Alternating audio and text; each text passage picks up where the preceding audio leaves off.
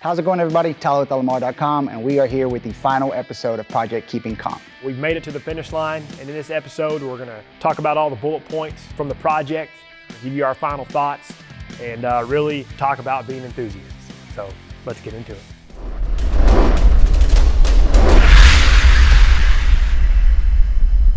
If you haven't seen the previous 7 episodes, pause this video, go to the description, click the links, get caught up before you even watch this video.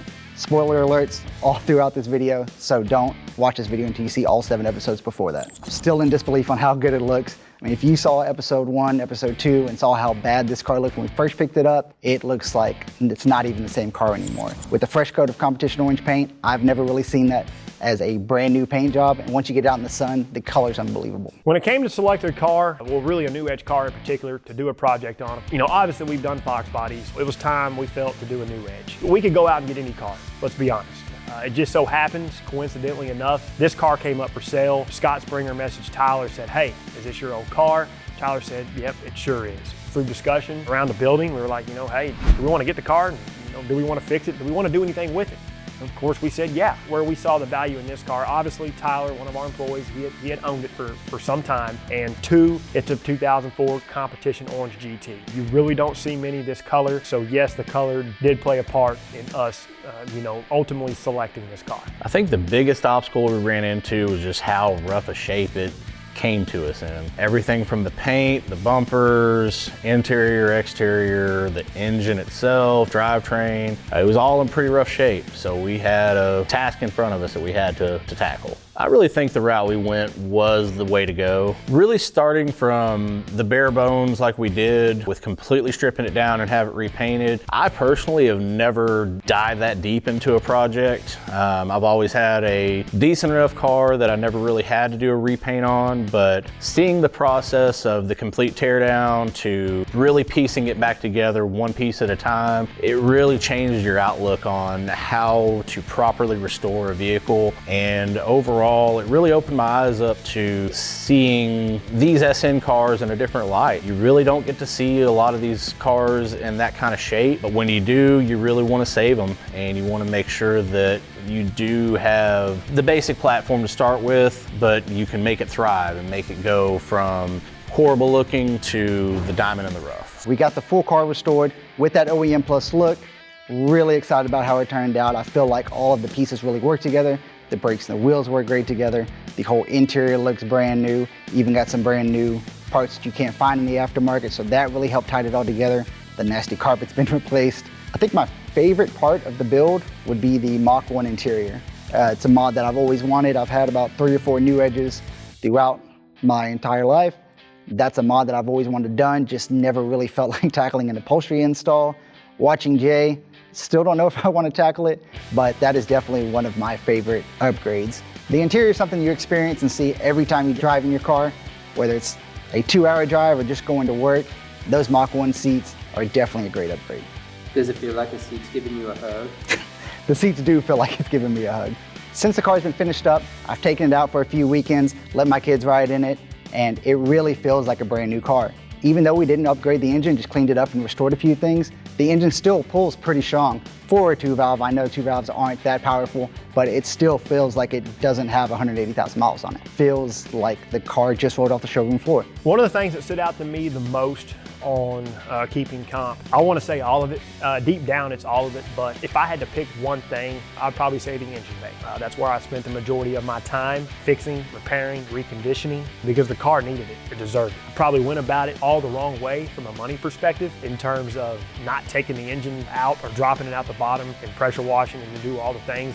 Did we want to do that? Sure, absolutely, why not? But like I said in all the other episodes, we tried to approach this very similar like the way you all would approach it. So that's why the engine stayed in the car. All of the surrounding pieces were taken out. They were assessed, they were studied. Did they need to go back in the car? What needed to be fixed? What needed to be repaired, reconditioned, refurbished, you name it. The engine bay definitely, for me, is the icing on the cake for this car, because you go look at every other 80,000 miles this car has. You open the hood now and you're like, man, what is this, 20,000 mile car? Pat myself on the back.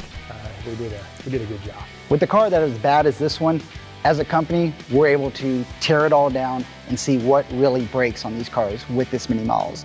that's a good opportunity for us to see what these cars need, what products we need to develop, and really makes us better Mustang enthusiasts anytime we get the chance to fully restore a vehicle. We get to see the struggles a customer may face, we get to see our products in action, and we get to see exactly how good these cars can look. If I was going to suggest a project of this magnitude to somebody, they would definitely need to have time and attention to detail. If this is something anybody is considering doing, take it in bite-sized pieces. Don't just start taking things apart, putting stuff in places. Don't get too far ahead of yourself. Take it very granularly. Look at it as in little small segments. I'm gonna do this, I'm gonna do that. Here's how much money I wanna spend here. Don't get too far ahead of yourself.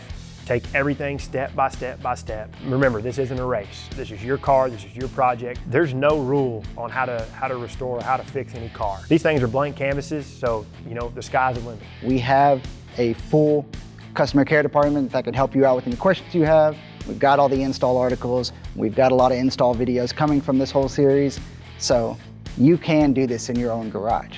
I've worked for LMR for about 10 years now, and over the years, I've had many customers contact me for opinions. That's one thing we're known for, is taking care of our customers. And even if it's bouncing an idea off of us, hey, do you think this hood will look great? Do you think this bumper would go well with this? Whatever the case may be, we're known for taking care of our customers, and even those little questions, they never hurt to ask. And you know us, we're always here to help. I want to thank the entire LMR staff for everything they've done, all the hard work, all the dedication. It definitely shows. I know it looks great on camera, but it's definitely a car that you've got to see in person to appreciate. So first off, I want to thank Scott Springer. He was the one that found the car. He texted over to me, said, hey, is this your old car? And I was like, yes, let's get it. I'll buy it from you, whatever needs to happen. And he's like, well, I think it would make a really good project car. So Scott, thank you so much for going out and picking up this car.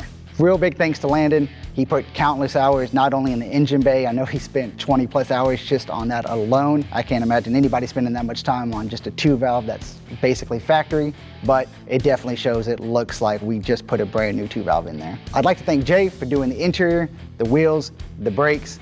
Super knowledgeable guy, got everything installed, everything looks perfect, couldn't be more happier. I'd also like to thank Will, Hubbard, Scotty, Mike Nichols for all their tech knowledge, all of their help with the installs. All those guys are super knowledgeable. They know what they're doing. Could not have done this project without them.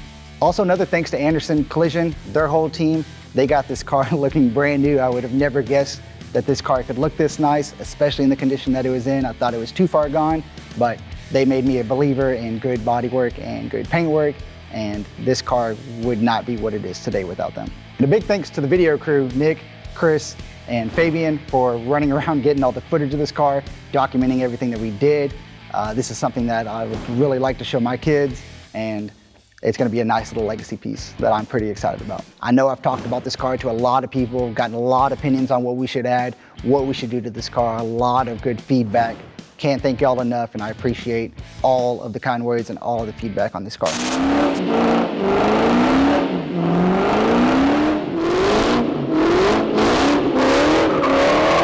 Let us know in the comments below. If this was your car, what would you have done? How do you feel we did with this build?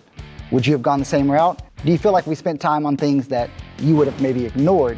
Do you think our time was better spent doing other things? Well, all right, people, that's gonna do it.